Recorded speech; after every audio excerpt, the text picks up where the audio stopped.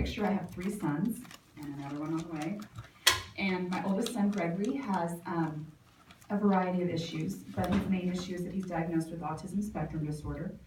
Another one would be apraxia of speech, which is a physical condition having to do with the muscles in his mouth and face, so it affects his speech pretty significantly, and very severe dyslexia.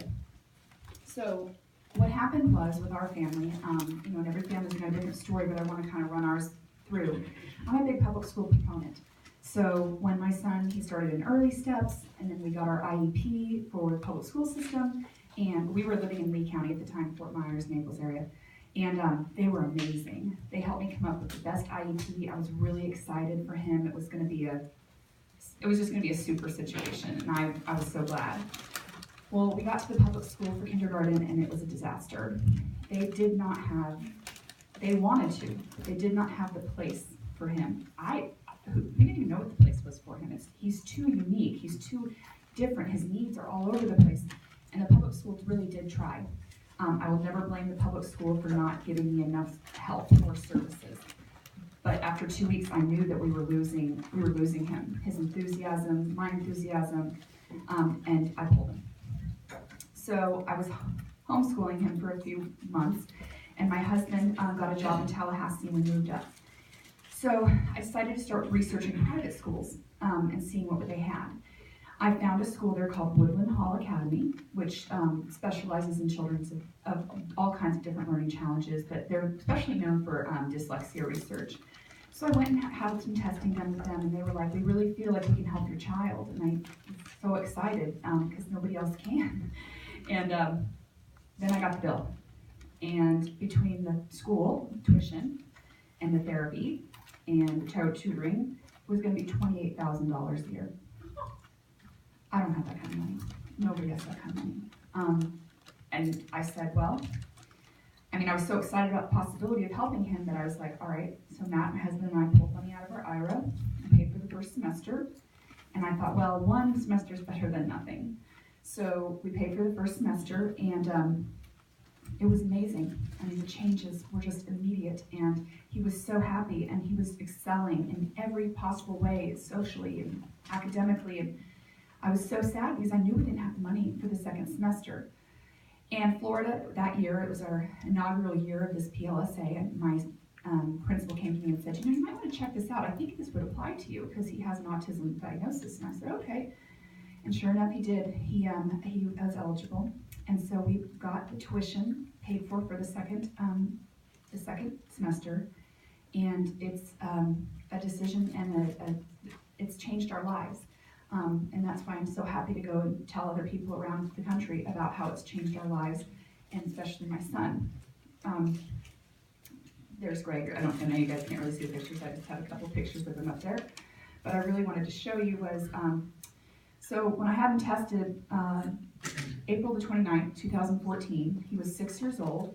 And for those of you that know about, what you're supposed to be, where you should be, I'm sorry, it's leaving my mind, where you should be on a level.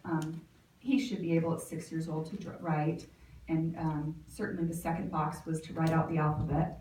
You should be able to know that, and that's what we were looking at as a 6.5-year-old. And after not even a year at Woodland Hall, getting the help that he needs with the tutoring that he needs and the teachers that he needed, we're writing in sentences. And I look at this picture sometimes, I don't know how this happened. It's a miracle for us. And it's just something that, unfortunately, public school could not help us with. I don't blame them. I have no idea how this school does it. But he got to where he needed to be. So what I'm going to say is that he got to where he needed to be now. So now what? We've applied for our second year, got our second year. He's going to stay at Woodland Hall. He's doing so well academically and socially that I really think that in the next 5 years, maybe by about 5th grade, we might be able to transition back into a public school. I really do. That's something that my husband and I never thought was possible. We were really despondent about our situation and how severe his problems were, and how we were going to take care of him for the rest of our lives. And those were the talks we were having. And now, I mean, we have hope, and it's all because of the ESC, you guys call it, or the PLSA, and in Florida we're calling it the Gardner Scholarship because Senator Gardner has a son with Down syndrome, which is one of the criteria, as well as there's some other ones you can pick, cerebral palsy, spina bifida, for students who need more specialized help.